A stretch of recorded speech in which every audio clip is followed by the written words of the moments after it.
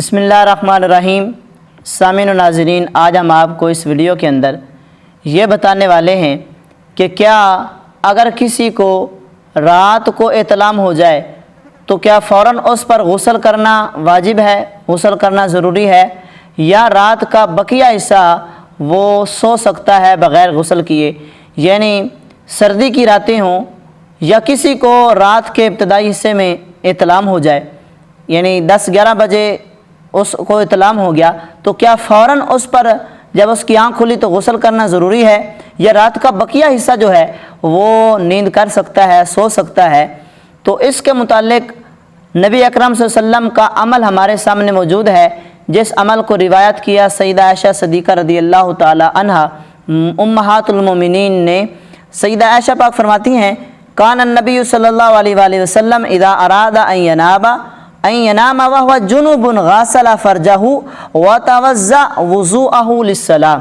سیدہ عائشہ پاک فرماتی ہیں، نبی اکرم صلی اللہ تعالیٰ علیہ وسلم جب سونے کا ارادہ فرماتے، اس حال میں کہ نبی اکرم صلی اللہ علیہ وسلم جنبی ہوتے، تو غسل فرجہ، تو حضور نبی اکرم صلی اللہ علیہ وسلم اپنے شرمگاہ کو دھو لیتے تھے، اپنے عضو مخصوص کو دھو لیتے، اور وتوضأ وضوءہ للصلاۃ، نبی اکرم صلی اللہ علیہ وسلم نماز جیسا وضو فرما لیتے تھے۔ تو اس حدیث پاک سے، حضور کے اس عمل سے یہ بات ثابت ہو گئی کہ اگر کوئی بندہ احتلام والا جنبی بندہ، ناپاک بندہ رات کا کچھ بقیہ حصہ سونا چاہے تو وہ سو سکتا ہے۔ تو سامعین و ناظرین، یہاں پر میں اس بات کی بھی وضاحت کرتا چلوں کہ حدیث مبارکہ کے اندر یہ الفاظ آئے ہیں۔ سیدہ عائشہ پاک فرماتی ہیں، جب نبی پاک صلی اللہ علیہ وسلم سونے کا ارادہ کرتے، وہو جنب، اس حال میں کہ حضور جنبی ہوتے، تو جنبی کا لفظ جو ہے